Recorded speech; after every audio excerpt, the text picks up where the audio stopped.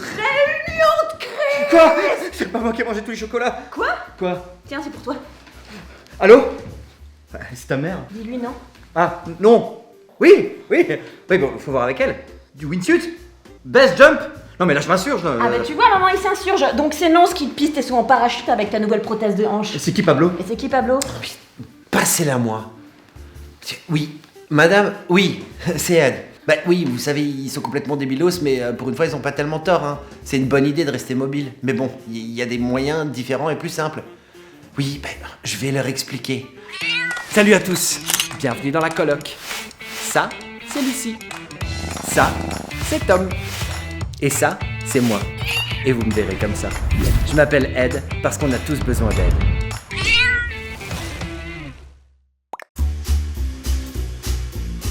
Alors ta mère a tout à fait raison de vouloir rester mobile. Mais bon, il faut se renseigner auprès des professionnels sur les activités adaptées à son état de santé. Et là, comment dire, ça m'étonnerait qu'elle ait pris soin de le faire. Donc pour elle, la semaine sport extrême, c'est non. Mais bon, il y a plein d'autres choses à faire pour rester mobile encore un petit bout de temps. Ouais, parce qu'après, quand t'as perdu l'autonomie, c'est ciao ciao les activités physiques. Et c'est là où vous vous gourrez complètement. C'est marrant, hein? Il y a toujours un moment où vous finissez par dire des conneries. Ah non, moi je sais, tu l'avais déjà dit, t'as dit qu'il fallait toujours bouger parce que c'était parce que c'est bien. C'est bien, oui, et ça concerne tout le monde, surtout quand on commence à perdre son autonomie. Ouais, mais bon, ça nous concerne pas encore, on est jeunes. Eh bien, figurez-vous que la perte de mobilité ne concerne pas uniquement les seniors. Une personne plus jeune peut perdre ses facultés physiques suite à un accident ou une maladie grave. Ah mince.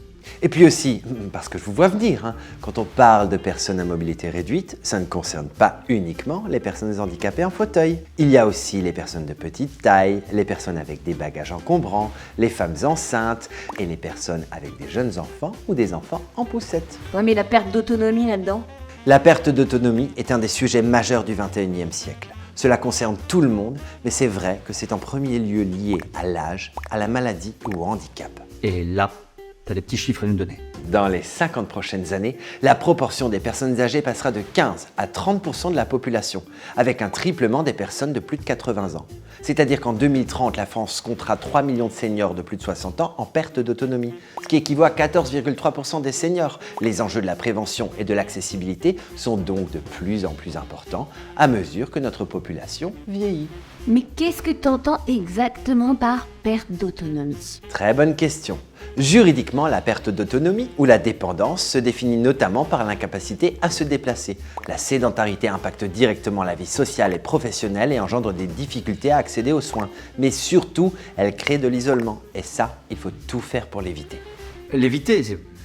Mais non! Mais attends, il y a des solutions pour ça, non? Prévenir, accompagner la perte d'autonomie et la mobilité.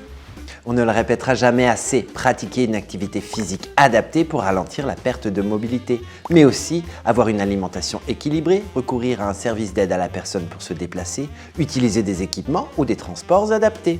Comme quoi? Par exemple, de nombreuses villes proposent la gratuité dans les transports en commun pour les personnes de grand âge, ou alors la prise en charge du déplacement en taxi. On peut aussi trouver des solutions alternatives à la conduite, le vélo adapté, le scooter électrique ou encore le covoiturage. Stylé! Mais on dirait qu'il reste encore quelques efforts à faire, non?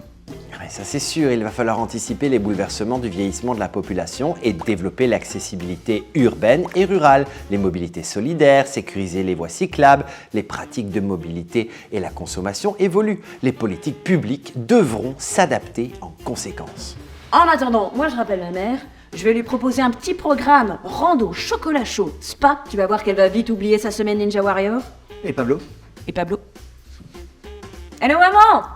Rester mobile, c'est conserver son autonomie. Pour en savoir plus, n'hésite pas à télécharger les liens en description de la vidéo. Et si toi aussi tu veux être bien dans ton corps, bien chez toi et bien sur ta planète, alors abonne-toi, parce que t'as vu, on a tous besoin d'aide.